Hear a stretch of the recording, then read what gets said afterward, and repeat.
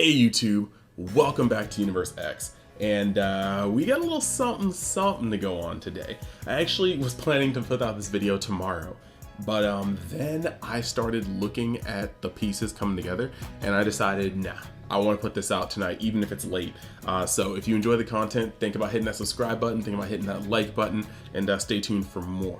On the horizon, not only do we have the rest of the week is pretty much filled up with videos because I want to go over Bardock in this video, like the title says, King Vegeta tomorrow, and when all the cards get spoiled, my man's Gohan's about to get looked at.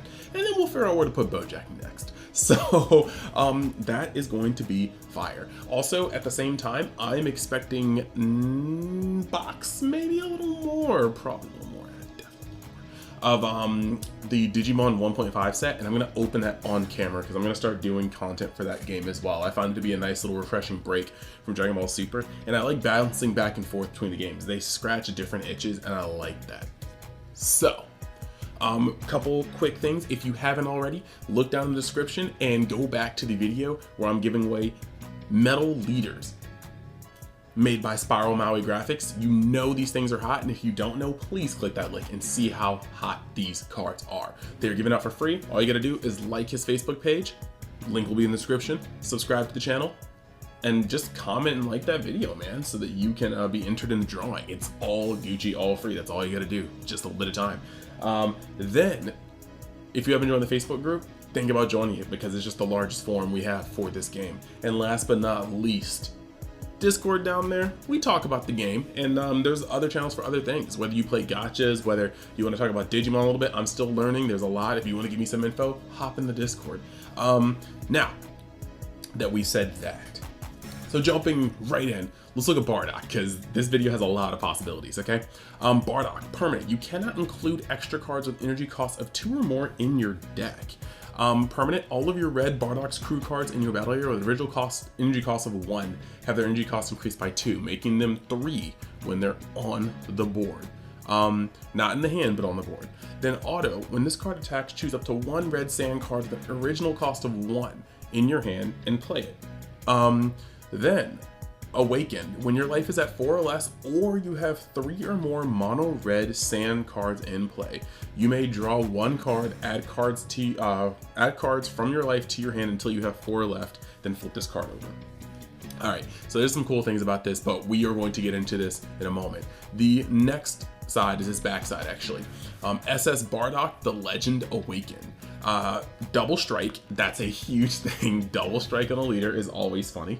Permanent, all your red battle or Bardock's crew cards in your battle area with an original cost of 1 have their energy cost increased by 2. This is standard. But then also, again, when this card attacks, draw 1 card, then choose up to 1 of your red sand cards with an original energy cost of 1 in your hand and play it. Now, there are some funny things about this, but we're gonna get into that in a little bit. I want to go over the other cards that have been spoiled for the Bardock Archetype, and then we're going to really go in. So the first other card that was spoiled, right? We're going to go over to Chain Attack Tora, and Chain Attack Tora says blocker, bond 3, red sand, and or other. I think that means his blocker is conditional. Yes, so he has blocker if there's bond 3. That's a little weird to understand because it just like blocker was there and then bond 3, but I think that's the way they meant to say it. If the bond 3 is met, he has blocker. Now auto, if your leader card is a Bardock's crew card and this card is played from your hand, add up to 1 red Bardock's crew energy with the energy cost Bardock's crew card with an energy cost of 5 or less that isn't a Tora card from your drop area to your hand, and you can't play copies of the card for the turn. Cool. Play him, recur. Easy as that. Very straightforward. Next one, Chain Attack Fascia, permanent bond, red sand cards and or Bardock's crew cards. This card gets 11,000, okay, power. So as long as you have that bond 3 satisfied, she's a 15k, all right? Now, auto, when this card is played, look at the top 5 cards of your deck, add up to 1 Bardock's crew card with an energy cost of 5 or less, or up to 1 red unison card with a specified cost of 2 amongst them from your to your hand, and shuffle your deck. Okay, neato. Now the last card that we're going to go over for this one before we start going into some other things about this is the SS Bardock Super Saiyan Enlightenment. He is about to just Donkey Kong, just Michael Jordan, LeBron James slam dunk chilled on his freaking neck. Like, it's unreal. But unique barrier, EX Evolve, 1 red, neat, on a red Bardock with an original cost of 1. Cool. Don't ask me why I just said original that oddly. Auto, when this card is played, look at the top 7 cards from your deck and place up to 1 Bardock's crew card amongst them from in your drop area, then shuffle your deck. Then auto, when this card attacks, play up to 1 Bardock's crew card with an energy cost of 1 from your drop area, then choose up to 2 of your red sand cards other than this card, and they gain plus 5,000 power for the turn. Okay, so these are 3 cards, and I'm just gonna go off on a quick tangent, not really a tangent, because it's actually pretty relevant. Something that's very interesting, these cards do not discriminate between Bardock's crew or red sand, so they will get their effects from red sands. That's going to lead to something that their bond effects. That's going to lead to something a little later.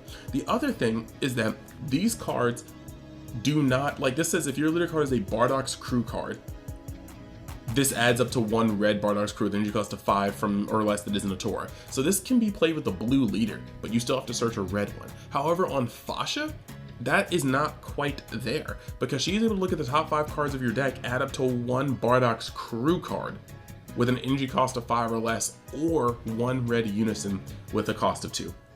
So this tells me right now that this card can potentially, this deck may be able to be hybridized. We just got to see how it works out. The other thing that's interesting is that just like the Gohan archetype that I talked about before, that I'm going to go into greater depths on Friday, just like that archetype says blue 1 unison and those don't exist yet, this one says 2 red, and you know, that definitely does exist, but I'm very, very open to see the potentially, like, you know, uncommon unison that's going to come in this set as a 2 that fits in with the deck. So now that we've got that covered, the next part of this is fairly interesting, because you look at the SR, right? And the SR is saying that, you know, it's going to be able to search Bardock's crew and bring Bardock's crew back from the grave. But again, that Bardock's crew doesn't have a red effect. So any 1-drops that are in other colors, you can still use, and that's pretty cool. Also, you can also search the top of your deck for any Bardock's crew. Because that one doesn't actually have a effect that, or it doesn't have the limiter of it being cost 1, and it doesn't have a red cost, you know, or red card limitation either. So that's actually pretty versatile. Then the fact that it pumps up any red sand allows that the red sands on board, whether it be 1-drops or bigger, are going to actually be really, really, like, there's some synergy here. So the next part is going to be interesting. I'm going to go to the Dragon Ball website and we're going to look at a couple things. So let's actually swap over to the screen cap. So this is the extra dive. Okay, I have made a decision to stop doing, like, you know, the video games, like the gacha games, until this channel is where I want it to be, and even then it may not ever pick up. TCGs are skyrocketing and the interest has never been higher, despite not being able to play in person as much. So we're gonna go a little harder on each of these videos. Okay, I'm gonna give you the content that I originally promised. I want to be one of the best, if not the best in your opinion, content creator for this game. So let's dive into this. So I went to the site, and what we are doing here is we are going to search red battle 1 with the special trait sand, and just go down the list and talk about these things. Okay, these are all cards that Bardock can cheat into play easily, might I add. Because again, let's go over his effect just one more time, just in case you need the refresher. Auto, when this card attacks, choose up to 1 red sand card in your hand with original energy cost of 1 and play it. And when he's awakened, you draw and then do it. So look at a couple of these things, okay? You got Sand Kaba. Everybody should know what he does, but he swings, you take a life, double strike. Okay, what this means is that your leader card can swing and then drop this guy on board. Then you can swing again, take a life to, you know, replenish the card that you just dropped in Kaba, and then you just try to deal 2 damage. That's neat. And then you scroll down. I'm gonna go over some of these things, but not really. Like, if you want to run stuff like this in there, you can, but I think this GT stuff is kind of too themed, so I'm gonna skip over it. You've got vanilla strategies if that's what you want to do. Now the next card that actually falls into the category of is Intensifying Power Trunks, because he does the same thing as Kaba, except he does crit. So you can cheat him into play and then get a crit off. And if they have something that they swung with, you know, you can swing with your leader, kill it, and then cheat in this one and pressure with crit. There's some options there. But because these guys exist, you have the ability to take your life very, very fast. I mean, you can get 3 1-drops in play as early on turn 2. Like, you could pay 2 of your energy to put 2 1-drops in play, and then just windmill a 3rd one off of your swing, and then awaken. So this guy can be, if you build your deck right, he will awaken on turn 2 almost no matter what. If that's a theme for the set, I'm gonna see, but that's pretty interesting. But also we could do it through straight life with the way he's dropping these 1-drops that take life. So I'm scrolling down, the next interesting card. Again, this is another GT card, so we're just gonna kind of go over that. This is another vanilla, but hey, if vanillas are the move, this deck can cheat them into play very easily. Now, something that's interesting, I'm gonna put it up on the screen real quick. You have the little spoiler, and you can see in the spoiler there is a Super Saiyan Blue Goku that looks like it's the Shintani art. Since most of this stuff, like, I mean, I think it's the Shintani art. But the thing that really has my interest is that if he seems to have an EX Evolve, it looks like an EX Evolve draw one. And if that's the case, you could possibly be playing things like this 10k 1-drop Goku. He could search for his EX Evolve and then play it. Now that's just speculation because I can't really read that card. Yeah, maybe there's a Vegeta as well, you know, since there's a 1-drop Goku and a 1-drop Vegeta. Maybe you'll be able to fish them up and play this. So that's just something to put in the back burner. If I'm right, I'm right. Which also, by the way, I have to point out, I definitely call the Vegeta. I mean, there was enough clues, but I definitely call Vegeta being the other red leader. Now you look at the other 1-drops and you have the Vegeta. I just pretty much touched on that. Maybe there's gonna be a Super Saiyan Blue Vegeta at full power. Like, we don't know. But usually they do kind of mirror sets like that. So I wouldn't be surprised if we saw a Vegeta. In that case, maybe you could use cards like this too. Now we look at some of the other ones. You got Raditz the Oppressor. This could be an easy side card in the deck against blue because you can side this card and put him out for free. And with this card, it's interesting because, you know, you will draw a card by playing him. So he will break even just by playing him off of Bardock's effect. But at the same time, if you're awakened, he's actually a +1 because you swing, you have 5 cards in hand, you swing, you draw 1, you go to 6. You play Raditz, you go down, and then you draw. I guess that's still kind of a break even, right? Yeah, because the other one's a neg, my bad. So it's actually just pretty cool. Because on the awakened side, you're at 5, you go down, you draw 1. But on the, oh, okay, that's right, yeah. But on the draw 1, play Raditz, draw 1. So it's still a +1 if you play this when you're awakened. But this is cool because, you know, in those later turns when your opponent may be pressured to use D-Magic more, may be pressured to use, you know, things like Senzu Bean, or if they have Obuni plays and you just want to stack these on the field, you can do that with the Bardock leader. The other 1-drop that I'm looking at, you got another, what?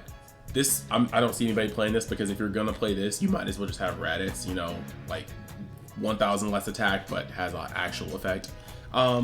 You have Son Goten rushing in, no reason to play that. And then you start getting to a couple more interesting ones. Son Goku bursting with energy, don't really see the necessary play in that, but hey, you never know, more options, more vanillas. Now, Son Goku Saiyan Youth is actually interesting because if you're playing that 2-drop Unison, especially if it can be cheated in, or you're just playing 2-drop Unison, if it's good enough to want to use this, or you just shove any 2-drop Unison in there that you feel like is good enough, you can play Son Goku Saiyan Youth and just draw a card. Once again, he breaks even on the front side, but he +1s on the back side.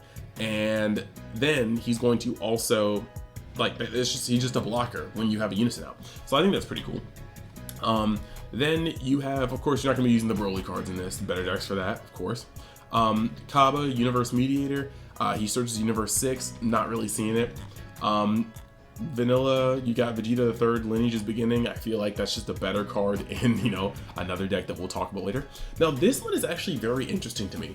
Rushing Warrior Pan. Auto, when you play this card, choose up to one of your red leader cards or red battle cards. That card gains +5,000 for the turn, and then when you combo with this card from the battle area, draw 1 card. Old starter deck card. However, think about this. You have Bardock, right? On his awakened side, he's double strike, he's 15k. You swing with him, you draw 1 card. You play Rushing Warrior Pan. Pan's effect gives a Bardock 5k power. He's at 20 now. Then you combo with her, draw another card, and then give him +5,000 more, making him a 25,000 double strike leader swing. And you just +1 off of the effects all resolving. That is worth looking at. Then you got, Son Goku, Nimbus Voyager, not really worried about it. Worthy Warrior Kefla, of course, like if the vanilla route is this, she does search up mad vanilla cards. Son Gohan, Patience Wearing Thin. I didn't even know this card existed. If you guys have it and don't mind shipping it, holla at your boy. I love Gohans and this art's tight. But you've also got Broly, Crown of Retribution. Okay, the fact that Bardock can cheat this card in. If your leader card is red, when you play this card from your hand, if your opponent has 2 or more energy in active mode, your opponent reveals their hand and you choose up to 1 battle card from it with 20,000 power or less and place in your opponent's drop area. That's kind of funny. You start off your turn by leader swinging, which is kind of taboo in a lot of times because of the way negates can work in this game. But I mean, the fact that you can just cheat out Broly, Crown of Retribution. There's a whole lot of 1-drops you can do things with. Again, nobody's going to use that, so we're pretty much at the end of that. But the point is, I think this Bardock is already a toolbox just looking at the 1-cost sand cards that we have, and there's a lot of different things you can do. Explosive Awakening, anti-blue, hand removal, and as well as like freaking like information out the wazoo. I really did like Pan because Pan pushes your leader into a oppressive double striking leader threat for 1 card. So that being said, that's my video. I hope you guys liked it. I'm very excited to get this out, and this should I want to see the rest of the cards for this because I don't think Bardock is going to be as odd as people think it is. All the 1-drops will never be Heroic Prospect. You can swarm the field and your opponent can't prospect you because you already have 1 energy. And then also you have the other things where the Bardock's crew will not be able to be hit by Dormant because they're all 3-drops when they hit the field. Things to consider. So if you like the content, like I said, think about subscribing. Go down in the description, look at those links. I know you want to win a Metal Leader, and I will see you guys the next time you decide to join Universe X. Later.